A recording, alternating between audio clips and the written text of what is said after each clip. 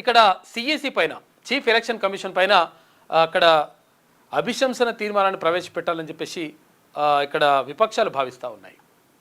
అంటే అభిశంసన తీర్మానాన్ని ఎప్పుడు ప్రవేశపెడతారు, ఎందుకు ప్రవేశపెడతారు, ఎవరెవరిపైన ప్రవేశపెడతారు అని మనం చూసుకున్నప్పుడు సుప్రీంకోర్టు జడ్జి కానీ లేదంటే హైకోర్టు జడ్జిల విషయంలో కానీ ఏదైనా తీవ్రమైనటువంటి ఆరోపణలు వచ్చినప్పుడు అక్కడ వాళ్ళని తీసేయాలంటే ఒక పెద్ద అంటే భారీ ఎత్తున ఒక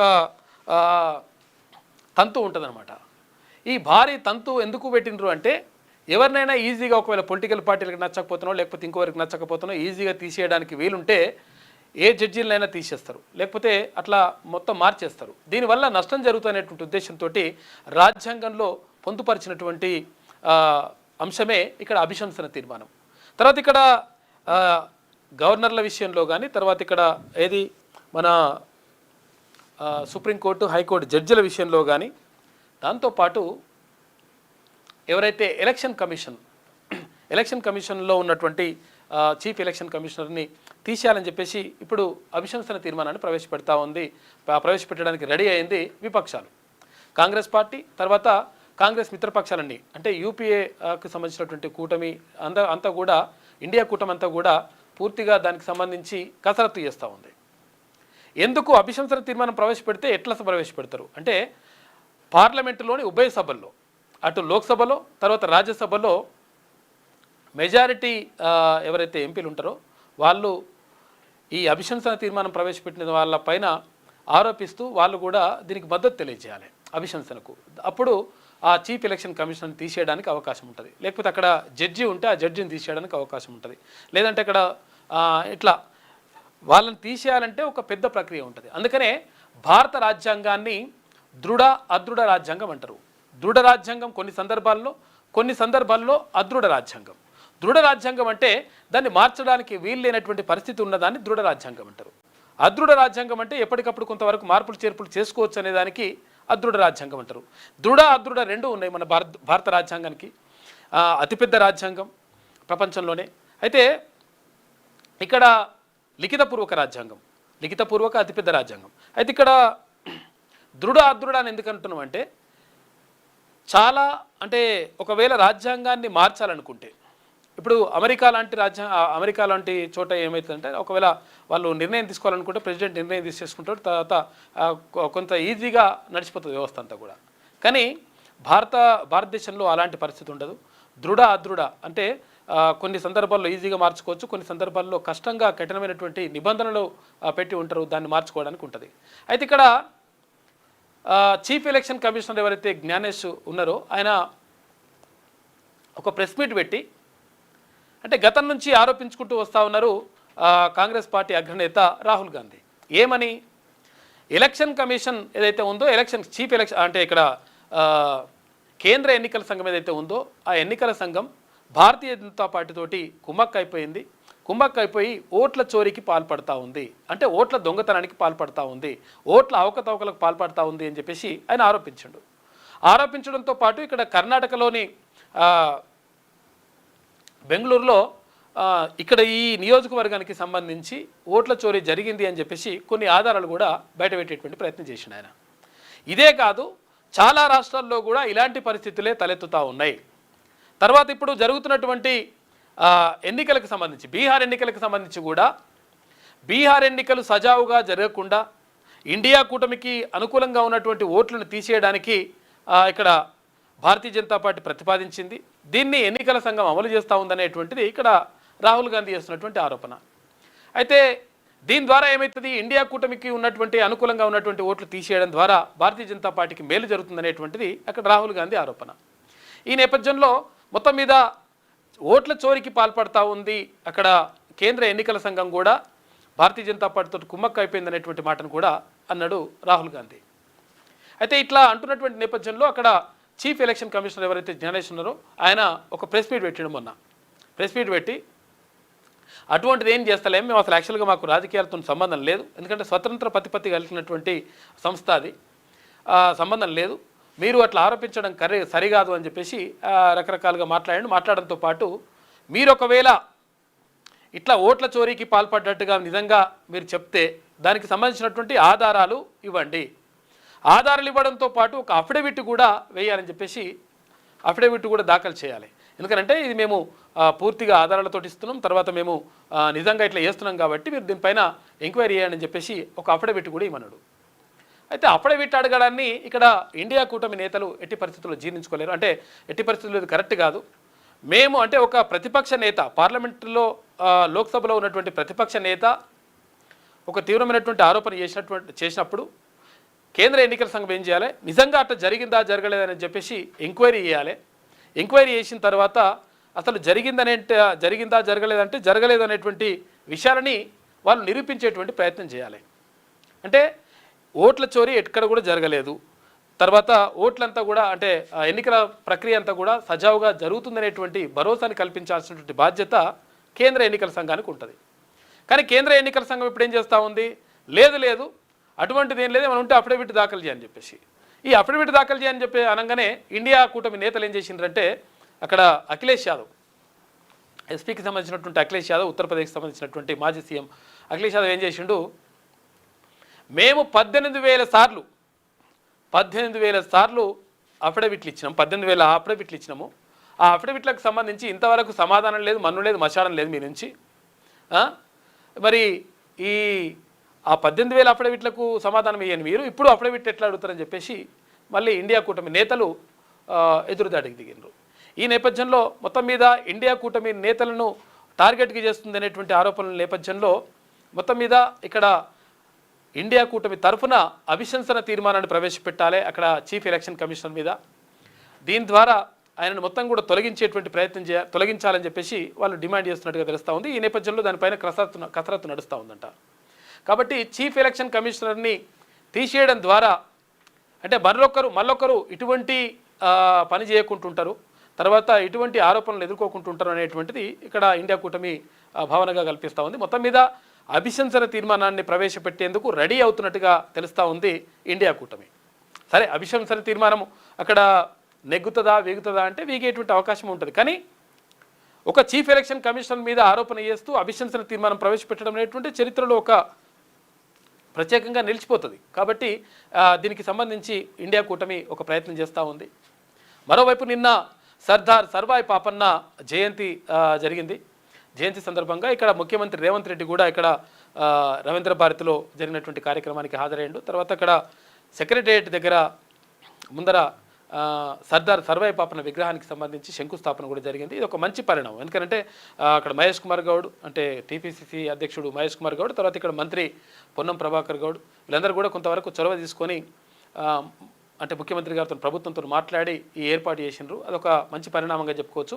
అయితే ఈ సభ సందర్భంగా రవీంద్ర భారతిలో జరిగినటువంటి సభ సందర్భంగా టీపీసీసీ అధ్యక్షుడు మహేష్ కుమార్ గౌడ్ ఒక మాట మాట్లాడాడు. ఇవన్నీ కూడా చేయడానికి కారణం ఏంటి అంటే ఇక్కడ ముఖ్యమంత్రి రేవంత్ గౌడ్ అని చెప్పేసి మాట్లాడాడు. రేవంత్ గౌడ్ అని ఎందుకు మాట్లాడుతున్నా అంటే బీసీలకు మంచి చేయాలనేటువంటి ఆలోచన ఉన్నది. తర్వాత బీసీల్లో ఒకటిగా ఉంటున్నాడు రేవంత్ రెడ్డి. అటువంటి ఆలోచనతో ముందుకెళ్తా ఉన్నాడు కాబట్టి ఆయన నేను గౌడ్ అని సంబోధిస్తున్నా అని చెప్పేసి ఇక్కడ మహేష్ కుమార్ గౌడ్ అన్నాడు. ఆ తర్వాత ముఖ్యమంత్రి మాట్లాడుతూ నన్ను గౌడ్లో చేర్చుకున్నందుకు నాకు సంతోషం. తర్వాత మన ముదిరాజులకు మంత్రి పదవి ఇస్తే ముదిరాజులు నన్ను వాళ్ళ కులంలో ఒకటిగా చూసుకుంటా ఉన్నారు. అటు ఏది దళితులు కూడా అంటే దళితులకు సంబంధించి వాళ్ళకు మంత్రి పదవులు రావడంతో వాళ్ళు కూడా మాకు దళిత ముఖ్యమంత్రి ఉంటే ఎలా ఉంటుందో పరిపాలన మీరుంటే అలాగే ఉందని చెప్పేసి దళితులు కూడా మాదిగ బిడ్డలు అనుకుంటా ఉన్నారు. కాబట్టి నాకు చాలా సంతోషంగా ఉందని చెప్పేసి ఇట్లా ముఖ్యమంత్రి మాట్లాడాడు. సరే, ఏది ఏమైనప్పటికీ ఒక మంచి పరిణామం అయితే చోటు చేసుకుంది సర్దార్ సర్వాయి పాపన్న. ఎందుకంటే సబ్బండ వర్గాలను ఏకం చేసి తర్వాత ఒక 4 కులాలు చుట్టుపక్కల ఉన్నటువంటి 4 కులాల వ్యక్తుల్ని దోస్తుల్ని కట్టుకొని ఆ తర్వాత యుద్ధానికి దిగిండు. తర్వాత చాలా కోటలను జయించిండు. ఆ తర్వాత గోల్కొండ కోటను జయించి విజయ పతాక ఎగరవేసిండు సర్దార్ సర్వాయి పాపన్న గౌడ్. 370 సంవత్సరాల క్రితమే బహుజన రాజ్యాన్ని స్థాపించడానికి అహర్నిశలు కృషి చేసి తర్వాత అయితే కొడితే గోల్కొండ కోటనే కొట్టాలి, మనం రాజులై తిరగాలి, కానీ ఇట్లా బానిసల్లాగా బతుకొద్దు అని చెప్పేసి ఒక గొప్ప స్ఫూర్తినిచ్చిండు సర్దార్ సర్వాయి పాపన్న. కాబట్టి ఆ సర్దార్ సర్వాయి పాపన్నకు సంబంధించి నిన్న జయంతి ఉత్సవాలు కూడా నిన్న జరిగినాయి. ఒక సంతోషకరమైనటువంటి విషయం. ఇట్లా బీసీలకు సంబంధించినటువంటి అక్కడ పండుగ సాయన్న, ఇక్కడ సర్దార్ సర్వాయి పాపన్న, అటు ఇట్లా చాలామంది గొప్ప వీరులు ఇక్కడ బీసీల్లో ఉన్నారు. తర్వాత రాజులు కూడా బీసీల్లో ఉన్నారు. కాబట్టి వాళ్ళని వెలికి తీసి తర్వాత వాళ్ళకు సంబంధించినటువంటి చరిత్రలు చదువుకొని ఆ చరిత్రల ద్వారా స్ఫూర్తి పొందాల్సినటువంటి అవసరం 100% ఉన్నదనేటువంటిది ఇప్పుడు చరిత్ర ఎరగాల్సినటువంటి సత్యం. ఎందుకంటే చాలా చరిత్రలు కూడా మరుగున పడిపోతూ ఉంటాయి, చాలా విషయాలు కూడా అంటే తొక్కిపెట్టబడతా ఉంటాయి. ఎందుకంటే గతంలో ఇక్కడ నిజాం అంటే పరిపాలనలో ఉన్నప్పుడు కొంతవరకు మంచి జరిగినప్పటికీ రజాకర్ల ఆగడాలకు సంబంధించినటువంటి అంశాలు ఎక్కడ కూడా పాఠ్యాంశాల్లో మనకు కనిపించవు. ఇష్టం వచ్చినట్టుగా వాళ్ళు రజాకర్ల ఆగడాలతోటి మొత్తం రకరకాలుగా హింసించినటువంటి పరిస్థితులను కూడా చరిత్ర తొక్కిపెట్టేసింది.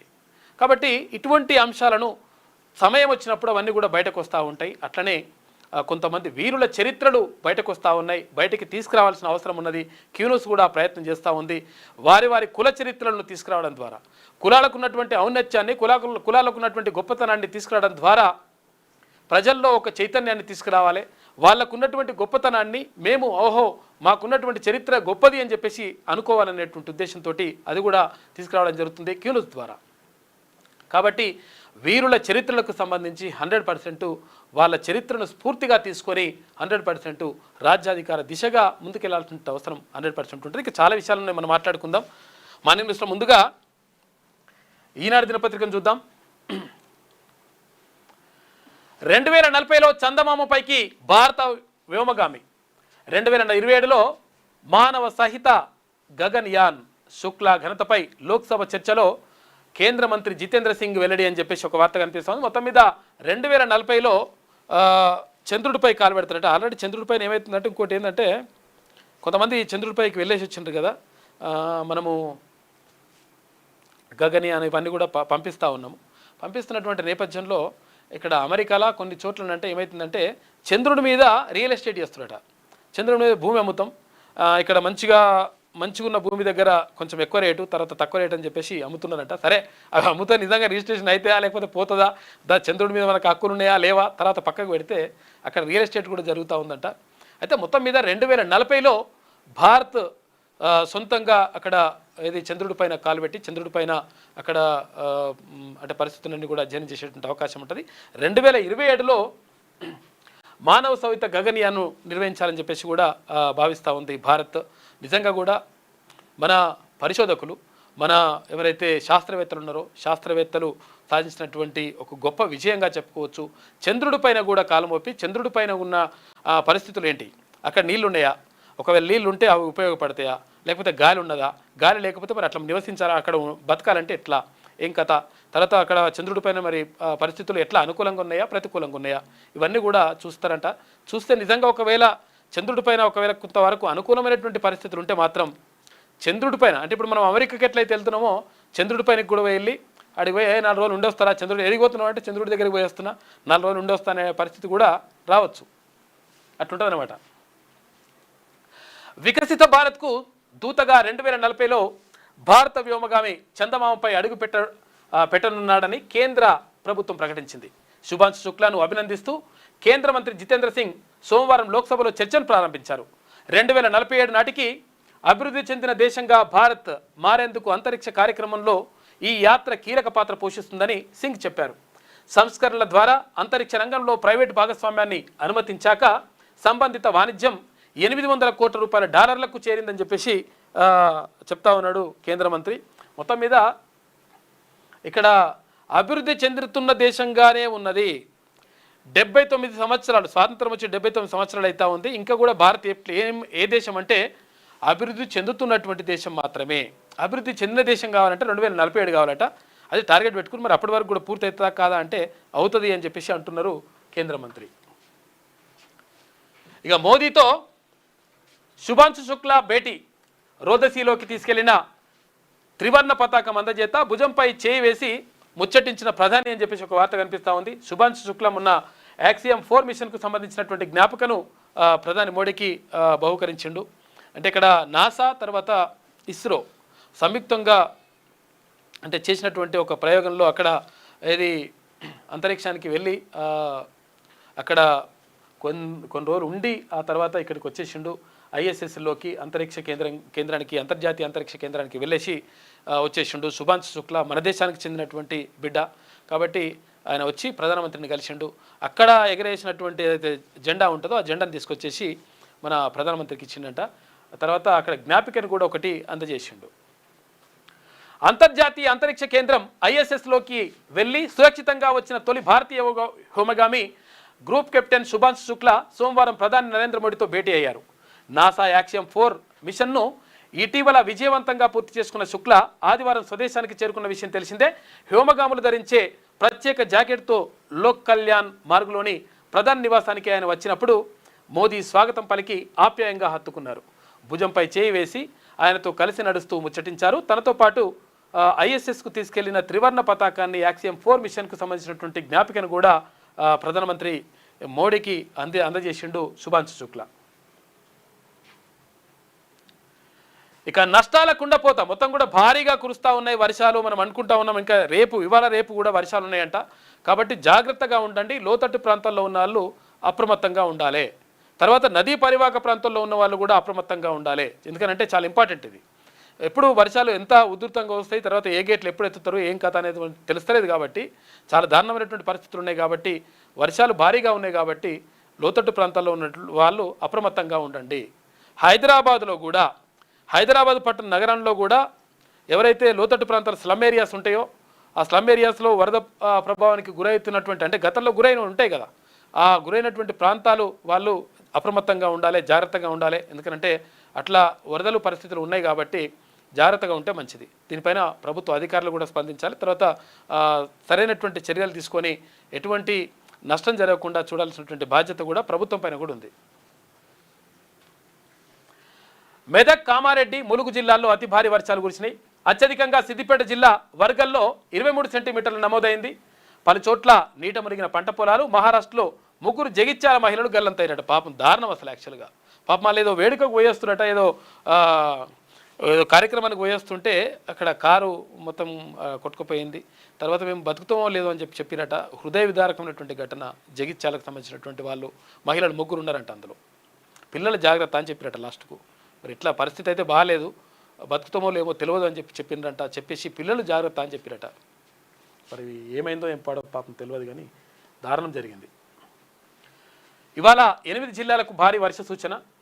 ఉమ్మడి మెదక్, తర్వాత నిజామాబాద్ జిల్లాలు, ములుగు, యాదాద్రి, భువనగిరి జిల్లాలు అత్యంత భారీ వర్షాలకు వణికిపోయాయి.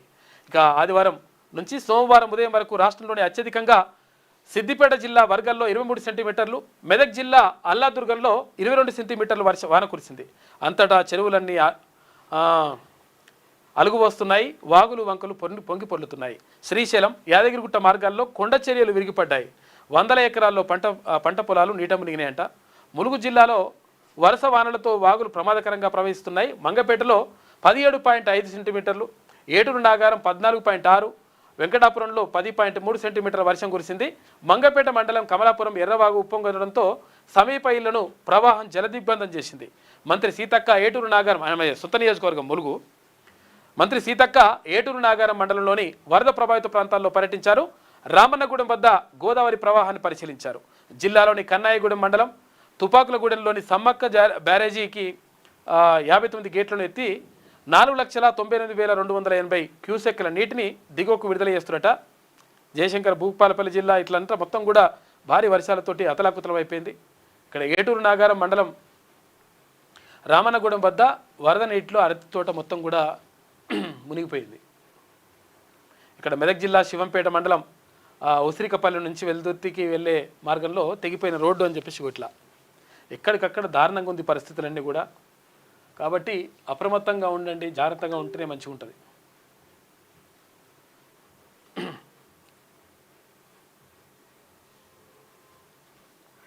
ఇక్కడ మొత్తం ఎక్కడ చూసినా కానీ అంటే అసలు యాక్చువల్గా హైదరాబాద్ సరౌండింగ్లో మాత్రం ముసురు కొడుతుంది వాన. కాకపోతే ఎక్కడ బయట మాత్రం బాగా దారుణంగా ఉంది పరిస్థితులన్నీ. వర్షాలకు మొత్తం కూడా పంట పొలాలన్నీ మునిగిపోతూ ఉన్నాయి. దారుణమైనటువంటి పరిస్థితులు ఉన్నాయి ఎక్కడ చూసినా కానీ.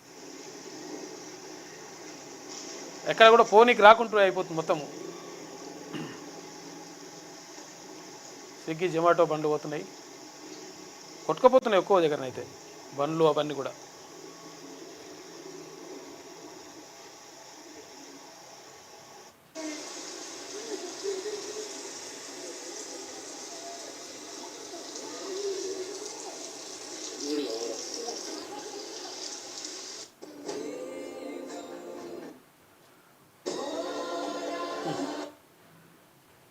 కమలాపురం దగ్గర మొత్తం పోనీకి వస్తలేదంట పరిస్థితి అంతా కూడా. అగో రోడ్డు దాటడానికి వస్తలేదు పరిస్థితి. మనుగురు నుంచి వరంగల్ వైపు వెళ్లే వాహనదారులు జాగ్రత్తగా ఉండాలి. ములుగు జిల్లాలో భారీ వర్షం కారణంగా మంగపేట, కమలాపురం, ఏటూరు నాగారం రహదారిపై ప్రవహిస్తున్న వరద నీరు ఇట్లున్నదంట. జాగ్రత్తగా చూసుకొని వెళ్ళాలని చెప్పి చెప్తున్నారు అధికారులు. ఇంకో ఇట్లున్నది పరిస్థితి.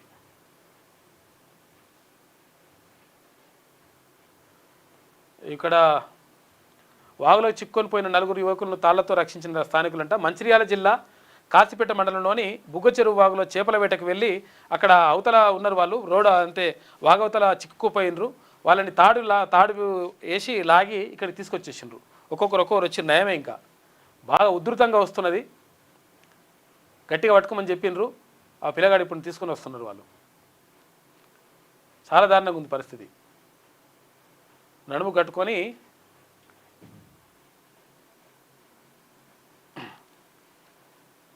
ఎందుకంటే వాగవతల నుంచి ఇక్కడ రావడానికి లేదు ఇక పరిస్థితి. అట్లా వాడు దుంకిండు అంటే పిల్లగాడు ఈత కొట్టిండు, కానీ ఈత కొట్టినా కానీ రాని పరిస్థితి అట్లా. అందుకని తాడుతో తీసుకొచ్చిండ్రు. ఇట్లా చాలా చోట్ల దారుణంగా ఉంది పరిస్థితి. ఇంకో హైదరాబాద్లో ఇట్లున్నది పరిస్థితి.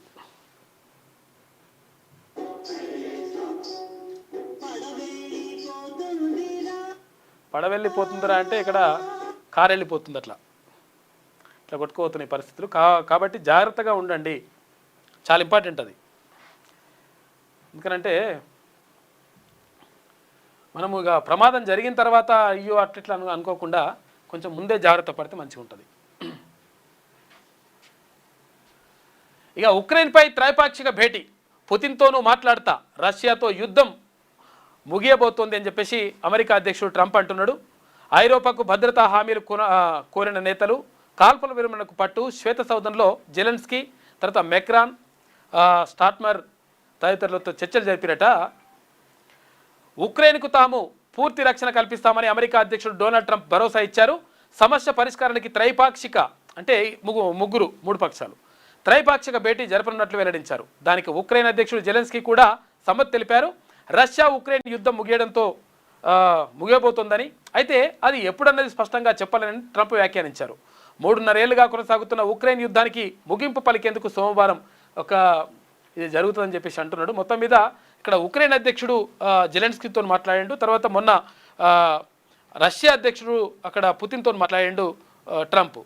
మాట్లాడిన తర్వాత ఈ ముగ్గురు కలిసి కూర్చుంటారంట. కూర్చొని మాట్లాడుకుంటే రష్యా ఉక్రెయిన్ యుద్ధానికి పులిస్టాప్ పడే అవకాశం ఉంది.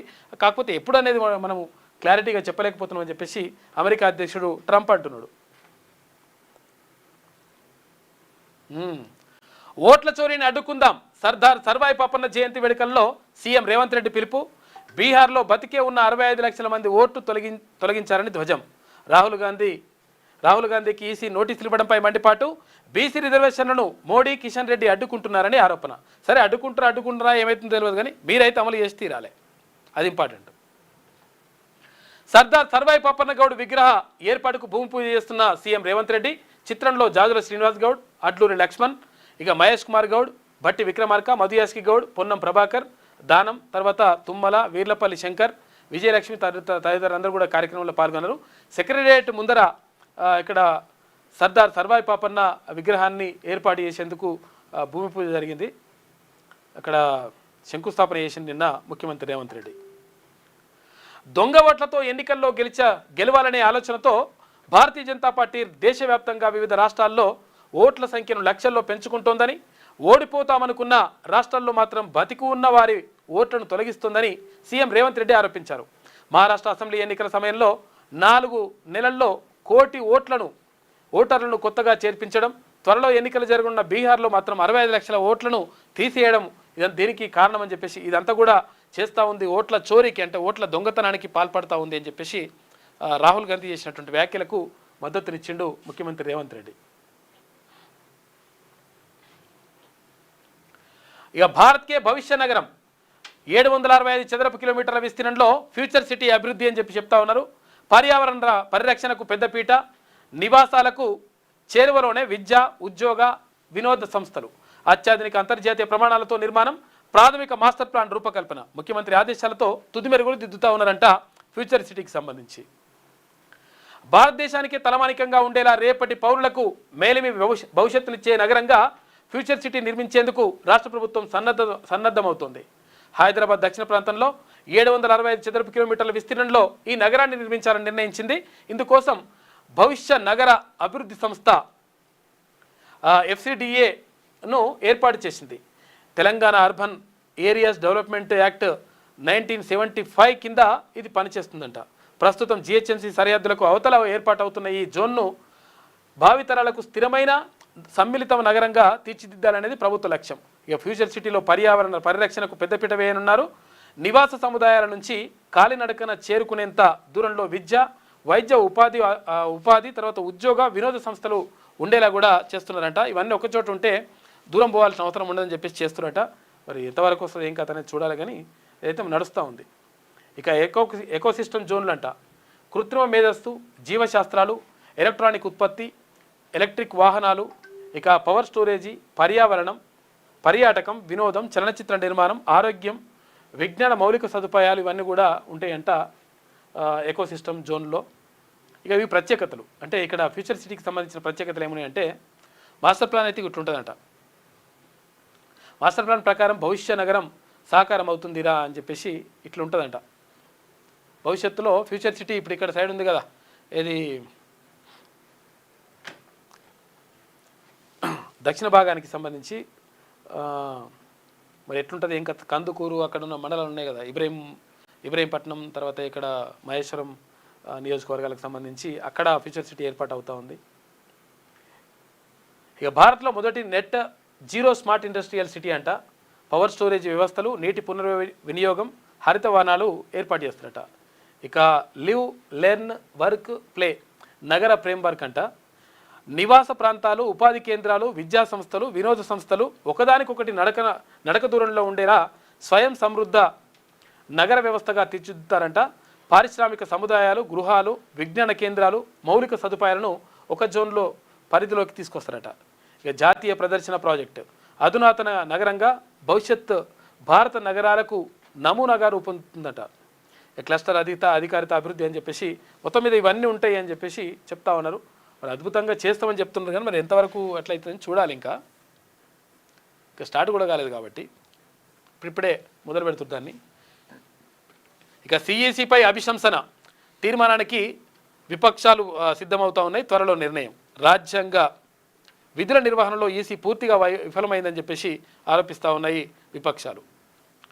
బీహార్లో జరుగుతున్న ఓటర్ల జాబితా ప్రత్యేక సమగ్ర సవరణ SIRపై ఓట్ల చోరీపై ఆందోళన ముమ్మరం చేయడంతో పాటు కేంద్ర ప్రధాన ఎన్నికల అధికారి CEC జ్ఞానేష్ కుమార్పై అవిశంసన తీర్మానాన్ని ప్రవేశపెట్టేందుకు విపక్ష ఇండియా కూటమి భాగస్వామ్య పక్షాలు పావులు కదుపుతున్నాయి. ఈ విషయంపై చర్చించేందుకు ప్రతిపక్ష సభ్యులు సోమవారం రాజ్యసభలో విపక్ష నేత కాంగ్రెస్ అధ్యక్షుడు మల్లికార్జున ఖర్గే కార్యాలయంలో సమావేశమయ్యారు. ఆదివారం మీడియాను ఉద్దేశించి మాట్లాడిన CEC ప్రతిపక్షాలు లేవనెత్తిన ప్రశ్నలకు బదులివ్వడానికి బదులు ఏదేదో మాట్లాడుతున్నారని పలు విపక్ష నేతలు ఈ సందర్భంగా పేర్కొన్నట్లు సమాచారం. ఓట్ల చోరీపై పోరాటాన్ని ముందుకు తీసుకెళ్లడంతో పాటు CECకి వ్యతిరేకంగా అవిశంసన తీర్మానం ప్రవేశపెట్టాలని కొందరు ప్రతిపక్ష ఎంపీలు సూచించారు. ప్రశ్నలకు సమాధానం ఇవ్వడంలో అనుమానాలు నివృత్తి చేయడంలో ఎన్నికల కమిషనర్ అయితే ప్రశ్నలు అడిగితే ప్రశ్నలకు సమాధానాలు ఇవ్వాలి, కానీ ఈ సమాధానాలు ఇవ్వకుండా మళ్ళీ ఎదురు ప్రశ్నలు వేస్తూ మీరు అఫిడవిట్ ఇయ్యి, లేకపోతే ఇట్లా చేయండి, మీద ఆధారాలు ఇయ్యి, ఆధారాలు ఇచ్చినాక మరి మీరెందుకు ఉండి గడ్డి వీక్తందుక. కాబట్టి మరి CEC కూడా అంటే ఇప్పుడు ఒక ప్రతిపక్ష నేత ఆరోపించినప్పుడు పార్లమెంట్లో, అప్పుడు ఆ లోక్సభలో ప్రతిపక్ష నేత ఆరోపించినప్పుడు నిజంగా ఏం జరిగింది అనేటువంటిది ఎంక్వైరీ చేయాలి. చేసేసి నిజంగా జరిగిందా జరగలేదా, జరగకపోతే జరగలేదని చెప్పాలి. అది ఆధారాలు కూడా వీళ్ళు చూపించాలి, ఎవరు ఎన్నికల కమిషన్ చూపించాలి. అది కాకుండా మీరే ఆధారాలు ఇవ్వండి, మీరే అఫిడవిట్ దాఖలు చేయండి అంటే కోపం వచ్చేసి మండింది. ఇక కథ అట్లా నడుస్తూ ఉంది. ఇక పూర్తిగా విఫలమైన ఈసీ అని చెప్పేసి ఎన్నికల సంఘం రాజ్యాంగం నిర్దేశించిన బాధ్యతల నిర్వహణలో పూర్తిగా విఫలమైందని ఇండియా కూటమి భాగస్వామ్య పక్షాలు ఆరోపించాయి. ఇక భారతీయ జనతా పార్టీ అధికార ప్రతినిధిలా మాట్లాడుతున్న సిఈసిపై పార్లమెంట్లో అవిశ్వాస తీర్మానం ప్రవేశపెట్టేందుకు రంగం సిద్ధం చేస్తున్నారట.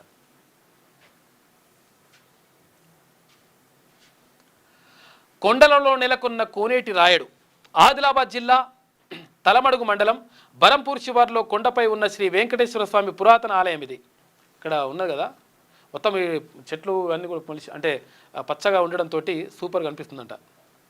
ప్రస్తుతం కురుస్తున్న వర్షాలకు కొండలన్నీ పచ్చదనంతో తొణికిసలాడుతుండగా పైన ధవల వర్ణంలో దగదగ మెరుస్తూ కొన్ని కిలోమీటర్ల మేర చూపరులను ఆకట్టుకుంటోంది ఈ ఆలయం అని చెప్పేసి వార్త కనిపిస్తూ ఉంది.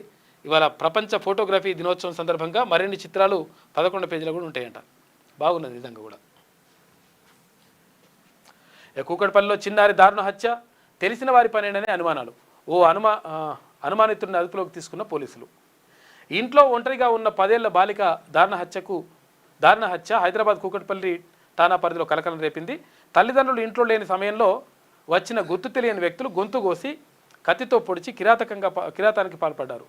అయితే ఘటనా స్థలాన్ని పరిశీలించిన పోలీసులు తెలిసిన వ్యక్తులే పనేనని చెప్పేసి అంటున్నట.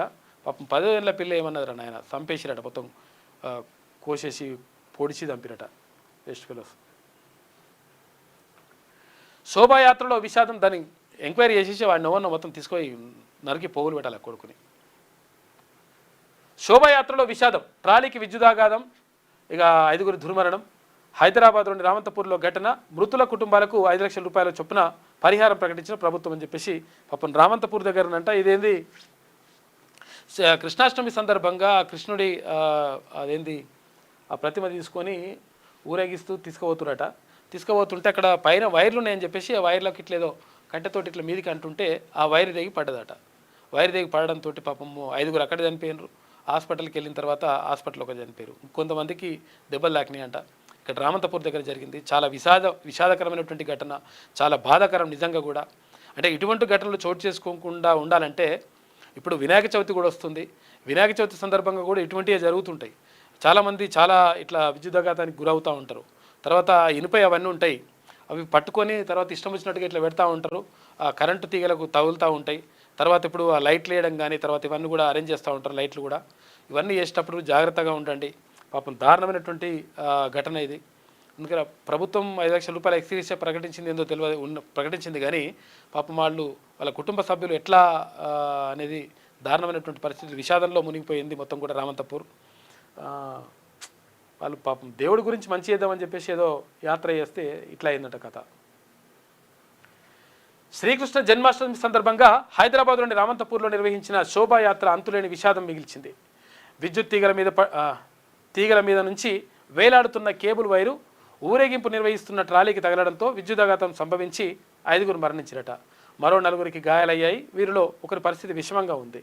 ఇక ఆదివారం అర్ధరాత్రి 1:45 సమయంలో ఈ ఘటన జరిగిందంట. పాపం ఏమన్నో కేబుల్ వైర్ వేలాడుతుందని చెప్పేసి ఇట్లా అంటే ఆ వైర్ వచ్చి పడ్డదంట.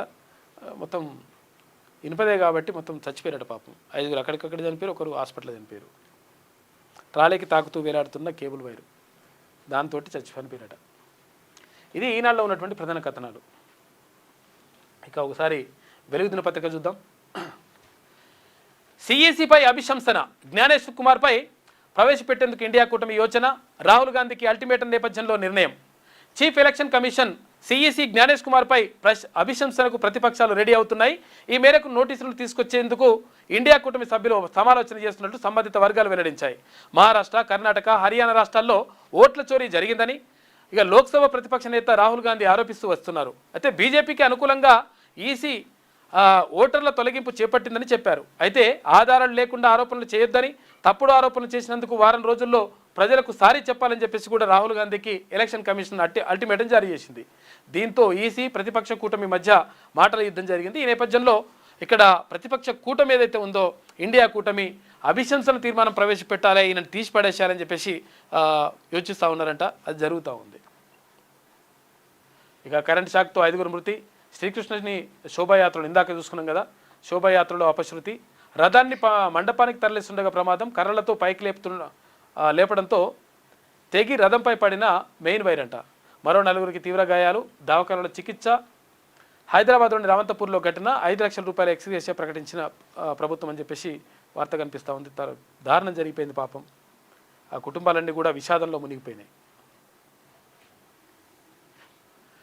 బీసీ రిజర్వేషన్లపై మోడీ కిషన్ రెడ్డి కుట్ర, మతం ముసుగులో అడ్డుకుంటున్నారు అని చెప్పేసి సీఎం రేవంత్ రెడ్డి అంటుండు. ఎవరు కుట్ర చేసినా ఏం చేసినా కానీ మీరు మాత్రం అమలు చేసి తీరండి, ఎందుకంటే హామీ ఇచ్చింది కాంగ్రెస్ పార్టీ కాబట్టి అమలు చేసి తీరండి.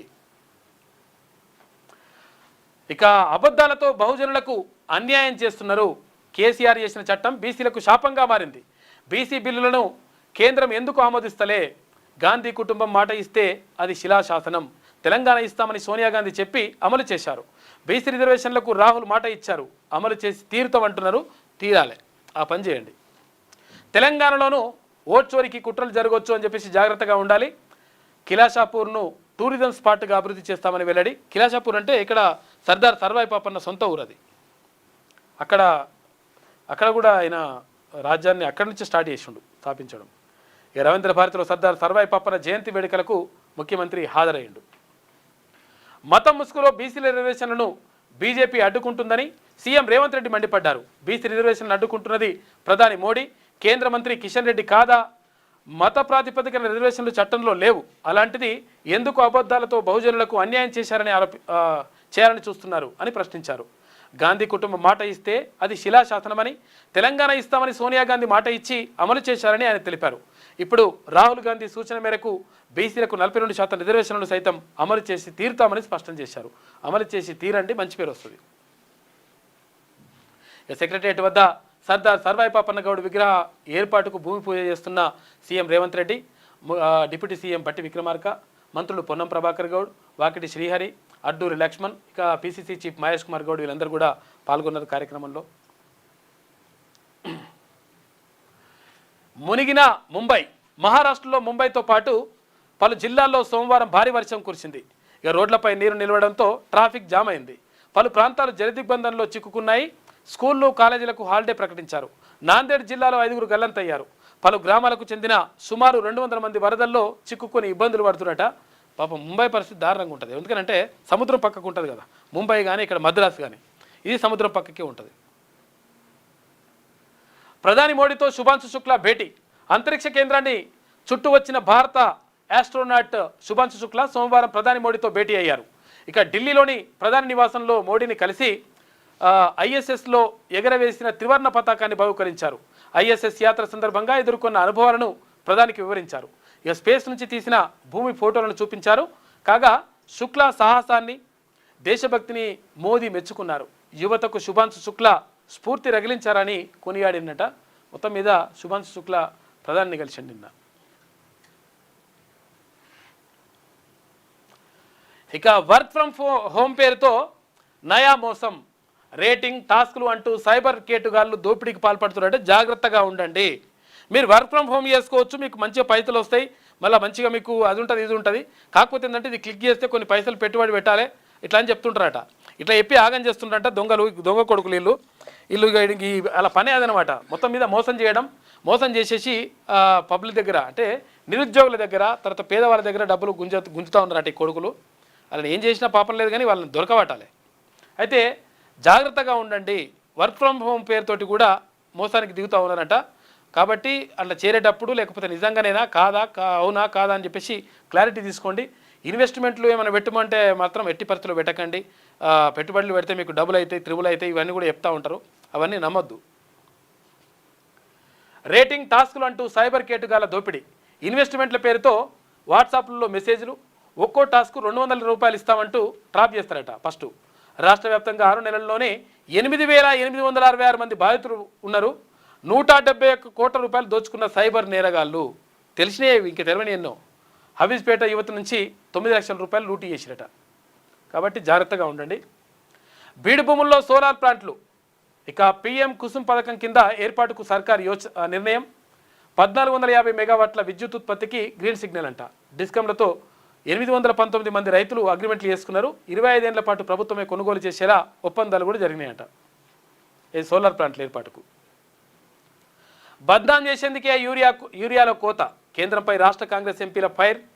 ఇక పార్లమెంట్ ఆవరణలో నిరసన చేపట్టినరు నిన్న ఎరువులకు సంబంధించి. రాష్ట్ర వాటా రిలీజ్ చేయండి, కేంద్ర మంత్రి నడ్డాకు కాంగ్రెస్ ఎంపీల వినతి.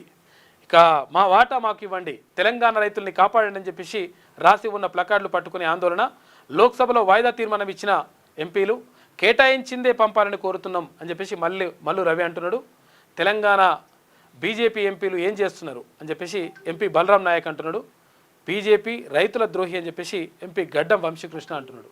మొత్తం మీద యూరియా మొత్తం కూడా కొరత ఉంది కాబట్టి కేంద్ర ప్రభుత్వం రిలీజ్ చేస్తున్న దాన్ని రిలీజ్ చేయాలి, మా వాటా మాకు ఇవ్వాలని చెప్పేసి అక్కడ ఎంపీలు అడుగుతూ ఉన్నారు, కాంగ్రెస్ ఎంపీలు. కాళేశ్వరం రిపోర్ట్ ఇక పబ్లిక్ డాక్యుమెంట్. అసెంబ్లీలో చర్చ తర్వాత ప్రజలకు అందుబాటులోకి తెలుగులో ట్రాన్స్లేట్ చేసేందుకు సర్కార్ కసరత్తు చేస్తుందంట. అన్ని గ్రామాలకు పంపాలని నిర్ణయం. ఎందుకంటే అసలు యాక్చువల్గా మాకు కాళేశ్వరం డాక్యుమెంట్ కావాలని చెప్పేసి బీఆర్ఎస్ వాళ్ళు ఒక పిటిషన్ పెట్టుకున్నారు. అంటే కాళేశ్వరం డాక్యుమెంట్ కావాలని.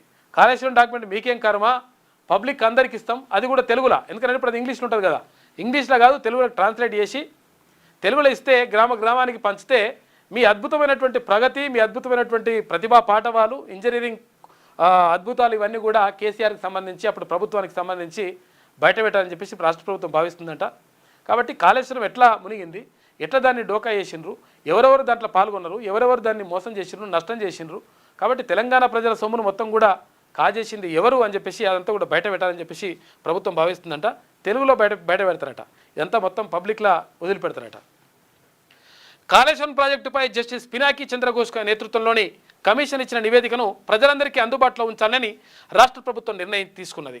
అసెంబ్లీలో చర్చ అనంతరం ఈ నివేదికను పబ్లిక్ డాక్యుమెంట్గా విడుదల చేయబోతున్నది.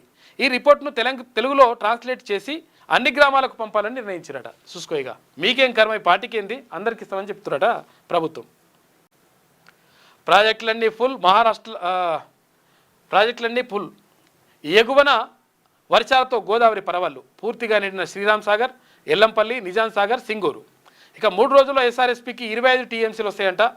38 గేట్లు ఎత్తి దిగువకు నీటి విడుదల. భద్రాచలం వద్ద పెరిగిన వద ఉధృతి. కృష్ణా ప్రాజెక్టులకు కొనసాగుతున్న ఇన్ఫ్లో అని చెప్పేసి కనిపిస్తూ ఉంది, వార్తలు కనిపిస్తూ ఉంది. మొత్తం మీద ఇక్కడ గోదావరి నది ఉప్పొంగుతుంది, ఇక్కడ కృష్ణా నది పరవళ్ళు దొక్కుతూ ఉంది. మొత్తం మీద 2 నదులు కూడా మంచిగా వస్తూ ఉన్నాయి. కాబట్టి ఒక రకంగా మంచిదే.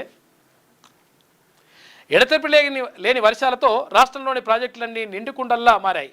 కృష్ణా బేసిన్లోని ప్రాజెక్టులు జూలైలోనే నిండినా గోదావరి బేసిన్ ప్రాజెక్టులపైనే కొంచెం సందేహాలు ఏర్పడ్డాయి. కానీ ప్రస్తుతం ఎగువన మహారాష్ట్రలోని గోదావరి పరివాహక ప్రాంతంలో పాటు స్థానికంగా వర్షాలు కురుస్తుండడంతో గోదావరి ప్రాజెక్టులు కూడా పూర్తిగా నిండుతూ ఉన్నాయంట, నిండుకుండలా మారింది. ఎస్ఆర్ఎస్పీ 38 గేట్లు ఎత్తడంతో కిందకి వెళ్తున్న నీళ్లు అని చెప్పేసి చూసుకోవచ్చు ఇక్కడ. ఇక మహారాష్ట్రలో 3 గల్లంతు, కారుతో పాటు కొట్టుకుపోయిన జగిత్యాల మహిళలంట పాపం. ఉద్గిర్ జిల్లాలో బంధువుల ఇంట్లో పెళ్లికి వెళ్ళి వస్తుండగా ఈ ఘటన జరిగింది. బతికేలా లేం, పిల్లలు జాగ్రత్త అంటూ చివరి మాటలు మాట్లాడినంట. చాలా విషాదకరమైనటువంటి ఘటన జరిగింది పాపం, దారుణం అసలు. అయితే ఇక్కడ మొత్తం ప్రాజెక్టులన్నీ ఫుల్ కావడంతో మొత్తం గేట్లన్నీ వదులుతూ ఉన్నారు. ఇక్కడ ఏది నాగార్జున సాగర్ గేట్లు కూడా ఎత్తి దిగువకు నీళ్ళు వదులుతున్నారు. ఇక్కడ శ్రీశైలం గేట్లు కూడా 10 గేట్లు ఎత్తేసిండ్రు. 10 గేట్లు ఉంటే 10 గేట్లు. ఇక్కడ నాగార్జున సాగర్ 26 గేట్లు ఉంటే 26 గేట్లు ఎత్తేసిండ్రు. మొత్తం కూడా నిండుకుండల్లా మారుతూ ఉన్నాయి ప్రాజెక్టులన్నీ కూడా. యుద్ధం ఆగుతుంది, పుతిన్ జెలెన్స్కీ అదే కోరుకుంటున్నారని చెప్పేసి అమెరికా అధ్యక్షుడు ట్రంప్ అంటున్నాడు. వైట్ హౌస్లో ట్రంప్తో భేటీ అయిన జెలెన్స్కీ ఇక ఉక్రెయిన్కు మద్దతుగా తరలి వచ్చిన యూరప్ నేతలు ఆ మీటింగ్ సక్సెస్ అని చెప్పేసి. అయితే రష్యా, ఉక్రెయిన్, అమెరికా త్రైపాక్షిక భేటీ, శాంతి ఒప్పందానికి ఇదే మంచి ఛాన్స్ అన్న యుఎస్ ప్రెసిడెంట్ అని చెప్పేసి ఒక వార్త కనిపిస్తూ ఉంది. మొత్తం మీద ఉక్రెయిన్ తర్వాత రష్యా యుద్ధం ఆగేటువంటి అవకాశం ఉంది. రష్యా ఉక్రెయిన్ యుద్ధానికి ముగింపు పలికేందుకు ఇదే మంచి ఛాన్స్ అని అమెరికా ప్రెసిడెంట్ డొనాల్డ్ ట్రంప్ అన్నారు. రష్యా అధ్యక్షుడు పుతిన్కు కూడా యుద్ధాన్ని ముగించాలని కోరుకుంటున్నారని, ఆయన అలస్కా సమ్మిట్కు రావడమే గొప్ప విషయమన్నారు. అయితే రష్యా ఉక్రెయిన్ యుద్ధం ఆగుతుందని, ఇందులో తనకు సందేహమే లేదని చెప్పేసి అమెరికా అధ్యక్షుడు ట్రంప్ అంటున్నట. కూకట్పల్లిలో బాలిక దారుణ హత్య, మెడ, ఛాతీ, పొట్టపై కత్తిపోట్లట. ఈ వేస్ట్ ఏం మనుషులు రా మీరు. ఇంట్లో ఎవరైనా లేని సమయంలో దారుణం, తమకు ఎవరితోనూ శత్రుత్వం లేదని చెప్పేసి పేరెంట్స్ అంటున్నట తల్లిదండ్రులు. హత్యకు అంతు చిక్కని కారణాలంట. ఎందుకు ఏం పేసారో ఏం కూడా తెలియదంట పాపం పాపని. ఇక తీన్మార్ చూసుకుంటే మే ముందే వానలు వచ్చినాయి, నీళ్ళు వస్తున్నాయని చూసిండట. ఇక జూన్లో లోటు వర్షపాతం అని చెప్పేసి కొంతవరకు ఇంకా తగ్గిందని, వర్షపాతం తగ్గింది అనుకుంటూ జూలైలో బాగానే వచ్చినాయి వర్షం, ఆగస్టులో అయితే మొత్తం మునుగుతురట. అటువంటి పరిస్థితులు అని చెప్పేసి ఒకటి కార్టూన్ కనిపిస్తూ ఉంది వెలుగులో. ఇది వెలుగులో ఉన్నటువంటి ప్రధాన కథనాలు. అయితే ఒకసారి ఆంధ్రజ్యోతి చూద్దాం.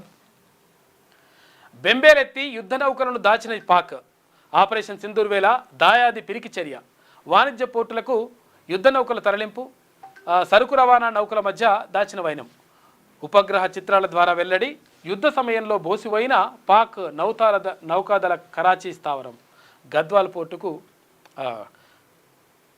పోర్టుకు పలు యుద్ధ నౌకలు అని చెప్పేసి ఒక వార్త కనిపిస్తూ ఉంది. ఏం చేసినట్టు అంటే వీళ్ళు భారత్ పాకిస్తాన్ సింధూరు యుద్ధం నడుస్తున్నప్పుడు మొత్తం కూడా ఒకవేళ అక్కడ యుద్ధ నౌకలు అక్కడ పెట్టేసింది అనుకో, అక్కడ పెడితే మొత్తం మీద వాళ్ళ పని అయిపోతుంది, తర్వాత యుద్ధ నౌకలన్నీ ఖతం చేస్తారని చెప్పేసి వాణిజ్య సముదాయాలు ఉంటాయి కదా, అక్కడి నుంచి యుద్ధ నౌకలు అంటే తీసుకుపోయేటి ఉంటాయి కదా, సరుకు రవాణా చేసేటువంటి విమానాలు ఉంటాయి కదా, దాంట్లో మధ్యలో తీసుకొని పెట్టిరట.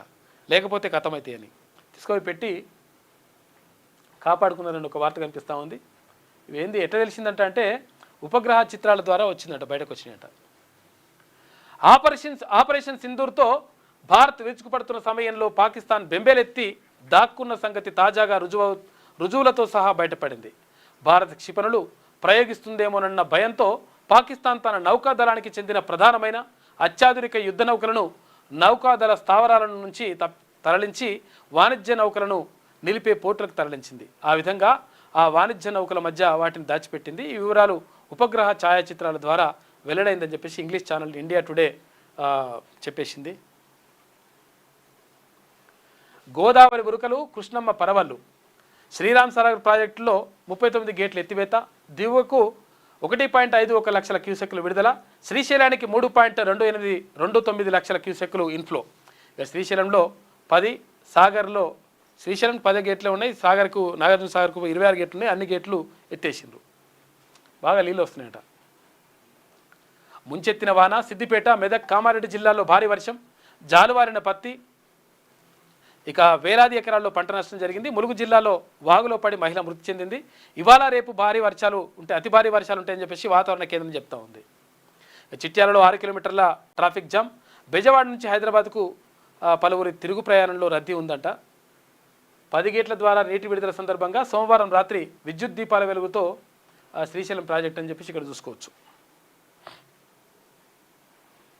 ఇక సిఈసిపై అభిశంసన, ఇండియా కూటమి పార్టీల యోచన, ఆరోపణలకు సమాధానం చెప్పకుండా జ్ఞానేష్ ఎందుకు ఎదురుదాడికి దిగడంపై ఆగ్రహం వ్యక్తం చేసిరట. సిఈసి కాదు, బీజేపీ అధికార ప్రతినిధి అవకతవకలు లేవని ఈసీ అఫిడవిట్ ఇస్తే ఉన్నాయని ఇచ్చేందుకు మేము సిద్ధమని చెప్పేసి కాంగ్రెస్ అంటుంది. అఫిడవిట్ రాహుల్ గాంధీని అడుగుతున్నావు కదా, నువ్వు అఫిడవిట్ అది అవకతవకలు లేవని చెప్పేసి అప్పుడు మేము ఉన్నాయని మేము ఇస్తామని చెప్పేసి అంటున్నారట. 2022లో మా పార్టీ మద్దతుదారుల ఓట్లను తొలగించడంపై 18,000 అఫిడవిట్లు దాఖలు, వాటిపై ఈసీ ఏ చర్యలు తీసుకోలేదని చెప్పేసి ఎస్పీ అంటుంది. 18,000 అఫిడవిట్లు ఇచ్చినాం మేము, కానీ ఎన్నికల కమిషన్ ఏ చర్యలు తీసుకోలేదని చెప్పేసి అక్కడ అఖిలేష్ యాదవ్ ఆరోపిస్తున్నాడు. రాజకీయ యజమానుల్ని మెప్పించే బదులు సిఈసి రాజీనామా చేయాలని చెప్పేసి తృణమూల్ కాంగ్రెస్ డిమాండ్ చేస్తుంది. ప్రతిపక్షంపై ఈసీ యుద్ధం అని చెప్పేసి సిపిఎం అంటుంది. మొత్తం మీద ఎస్ఐఆర్కు వ్యతిరేకంగా పార్లమెంట్ ఆవరణలో ఇండియా కూటమి ఎంపీలు నిరసన, చిత్రంలో ఖర్గే, అఖిలేష్ యాదవ్, ఇక అభిషేక్ బెనర్జీ వీళ్ళందరూ కూడా ఉన్నారు. ఉపరాష్ట్రపతి పదవికి ఇండియా అభ్యర్థి తిరుచి శివ అని చెప్పేసి ఆయనను ఎంపిక చేసే అవకాశం ఉందంట. అక్కడ ఏది అధికార పక్షం నుంచి ఏది ఎన్డీఏ కూటమి నుంచి అక్కడ ఎవరు రాధాకృష్ణ అంటే గతంలో మనకు ఏది గవర్నర్గా పనిచేసినటువంటి ఇన్ఛార్జ్ గవర్నర్గా పనిచేసినటువంటి రాధాకృష్ణన్ని ఎంపిక చేస్తే ఇప్పుడు ఇండియా కూటమి ఏం చేస్తుందంటే తిరుచి శివాని ఎంపిక చేస్తుందంట. ఈయన కూడా తమిళనాడుకి చెందిన ఆయన్నే, అందుకని అట్లా వాళ్ళు చేసేదానికి వీళ్ళు చెక్ పెట్టాలని చెప్పి చూస్తున్నారంట. తమిళనాడు డిఎంకే ఎంపీ పేరు తెరపైకి. ఇక ఎన్డీఏ అభ్యర్థి కృష్ణన్కు పోటీగా ఇండియా కూటమి వ్యూహాత్మక నిర్ణయం, నామినేషన్ల దాఖలకు 22 వరకు గడువు ఉందంట. ఓటు చోరీకి ఆయుధంగా ఎస్ఐఆర్. బీజేపీ ఈసీ కలిసి బడుగు వర్గాల ఓట్లను తొలగిస్తున్నాయి, దొంగిలించాయి, వారి ఉనికి లేకుండా చేస్తున్నాయి. ఓటు చోరీపై పోరాటం సాగిస్తాం, ఒక వ్యక్తి ఒక ఓటును కాపాడుతామని చెప్పేసి రాహుల్ గాంధీ. బీహార్లో రెండో రోజు ఓటరు అధికారి యాత్ర. ఏ ఓటర్లు పరిగణలోకి తీసుకోరా?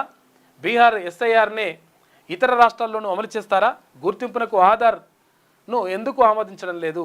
ఈసీకి స్టాలిన్ ప్రశ్నలు వేసిండు. రథయాత్రలో విషాదం. కృష్ణాష్టమి సందర్భంగా చేపట్టిన రథయాత్రలో ఇనుప రథానికి తగిలి కరెంటు వైర్ తగిలిందంట. అక్కడ రామంతపూర్ దగ్గర పాపం వీళ్ళు చనిపోయిన మృతులు శ్రీకాంత్ రెడ్డి, రాజేందర్ రెడ్డి, కృష్ణ యాదవ్ వీళ్ళందరూ కూడా చనిపోయారట. పాపం 5గురు అక్కడికక్కడే చనిపోతే హాస్పిటల్ పోతే ఇంకొక ఆయన చనిపోయినట. 5గురు మృతి, 4గురికి గాయాలు. హైదరాబాద్లోని రామంతపూర్లో ఘటన. క్షతగాత్రుల్లో కేంద్ర మంత్రి కిషన్ రెడ్డి గన్మెన్ కూడా ఉండంట, అంటే దెబ్బలు తాకింది దాంట్లో. మృతుల కుటుంబాలకు మంత్రి శ్రీధర్ బాబు పరామర్శ. 5 లక్షల చొప్పున పరిహారం ప్రకటించిండు. బాధ్యులపై చర్యలు ఉంటాయని హెచ్చరిక. విద్యుత్తు అధికారుల నిర్లక్ష్యంతోనే ఘోరం. మృతుల కుటుంబ సభ్యులు స్థానికులు నిరసన చెప్పారు. దుర్ఘటనపై పీసీసీ చీఫ్ మహేష్ కుమార్ గౌడ్, మంత్రి పొన్నం ప్రభాకర్ దిగ్భ్రాంతి వ్యక్తం చేసిండ్రు. 12 ఏళ్ల బాలిక దారుణ హత్య. తల్లిదండ్రులు పనికి వెళ్లడంతో ఇంట్లో ఒంటరిగా బాలిక ఉన్నదంట. మధ్యాహ్నం తండ్రి వచ్చేసరికి రక్తపు మడుగులో మృతదేహం కనిపించింది. కూకట్పల్లిలో ఘటన.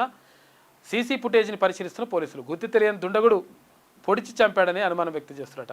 పాపం దారుణం అసలు. ఇక సర్కారీ బడుల్లో పూర్వ ప్రాథమిక విద్య జీరో ఎన్రోల్మెంట్ పాఠశాలను వినియోగించుకోవాలని నిర్ణయం. అంగన్వాడీ కేంద్రాలకు కొత్త రూపం. ప్రయోగాత్మకంగా 17 జిల్లాల్లో 34 పాఠశాలల్లో అమలు. సెప్టెంబర్ 1 నుంచి తరగతులు ఉంటాయంట. పూర్వ ప్రాథమిక విద్య, ప్రీ ప్రైమరీ స్కూల్ సంబంధించి. 42% కేసీఆర్ చట్టమే శాపం. మొత్తం 50% మించకుండా చట్టంలో బిగించాడు. మతం ముసుగులో రిజర్వేషన్లకు బీజేపీ మోకాలడ్డు. ఓట్ల చోరీపై యుద్ధానికి బీసీలు మద్దతు పలకాలని చెప్పి సీఎం రేవంత్ రెడ్డి అంటుండు. సర్వాయి పాపన్న విగ్రహానికి రేవంత్ రెడ్డి శంకుస్థాపన. టీ ఫైబర్పై సమగ్ర నివేదిక ఇవ్వండి అని చెప్పేసి ముఖ్యమంత్రి అంటా ఉండు. నిన్న సర్దార్ సర్వాయి పాపన్న చిత్రపటానికి నివాళులర్పించిండ్రు ముఖ్యమంత్రి రేవంత్ రెడ్డి. తర్వాత మహేష్ కుమార్ గౌడ్ మాట్లాడుతూ రేవంత్ గౌడ్ అని చెప్పేసి మాట్లాడండి. నిన్న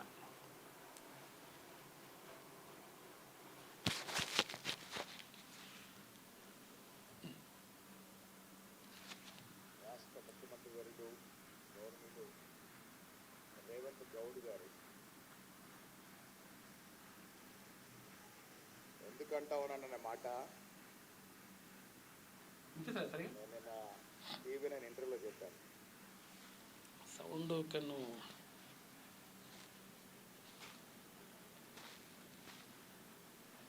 బాగానే ఉంది కానీ సౌండ్ తక్కువ వస్తుంది. రాష్ట్ర ముఖ్యమంత్రి వర్యులు గౌరవనీయులు రేవంత్ గౌడ్ గారు ఎందుకంటావునన్న మాట